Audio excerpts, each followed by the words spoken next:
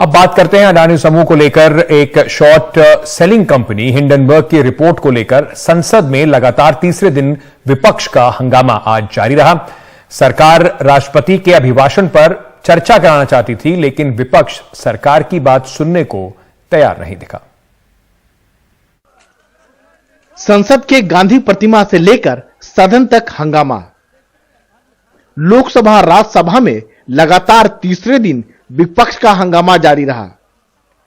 अडानी समूह को लेकर हिंडनबर्ग की रिपोर्ट पर तकरार जारी है। सदन में कामकाज ठप है। संसदीय कार्य मंत्री लगातार कह रहे हैं कि विपक्ष सदन चलने दे, राष्ट्रपति के अभिभाषण पर चर्चा कराए, लेकिन विपक्ष सरकार की बात सुनने को तैयार नहीं दिख रहा है। आपको जो भी चर्चा करना है, धन्यवाद प्रस्ताव में आप चर्चा कर सकते हैं, तो कृपया जाइए, तुरंत चर्चा शुरू करिए। संसद का ये समय अमूल्य समय है। वित्त मंत्री निर्मला सीतारमण पहले ही साफ कर चुकी हैं कि सरकार ने अडानी समूह को कोई फायदा नहीं पहुंचाया है।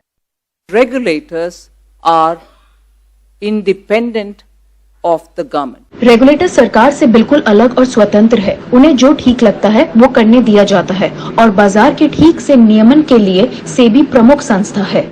And the markets regulated well in prime condition. The SEBI is the authority, and it has the wherewithal to keep that prime condition. हालांकि अब संसद में जारी गतिरोध पर विपक्ष में भी फूट पड़ती दिख रही है। टीएमसी जैसे दलों ने कहा है कि अब सदन में चर्चा शुरू होनी चाहिए। कांग्रेस भी अब इसी मूड में है। We are deeply sorry, we are deeply disappointed, and we hope that हम बहुत ज्यादा निराश हैं। हमें उम्मीद है कि जब हम कल एक और नोटिस देंगे तो वो नोटिस स्वीकार किया जाएगा ताकि चर्चा शुरू हो सके। ये सरकार की तरफ से कहना बिल्कुल गलत है कि ऑपोजिशन हाउस को चलने नहीं दे रही है। हम हाउस में चर्चा चाहते हैं। let me repeat it for the last time, we are not disrupting the house. We want a discussion in the house.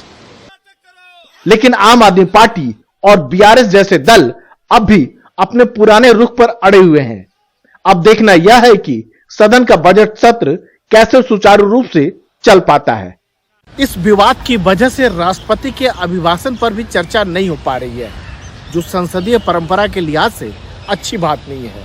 इसका ध्यान सत्ता पक्ष और विपक्ष दोनों को रखना चाहिए। नई दिल्ली में संसद भवन से राजीव रंजन, एनडीटीवी इंडिया। इस बीच बाजार में पिछले कुछ दिनों से हो रही गिरावट जो है वो अडानी के शेयर्स में वो आज भी जो कुल मिला के बाजार है उसमें आज भी जारी रही।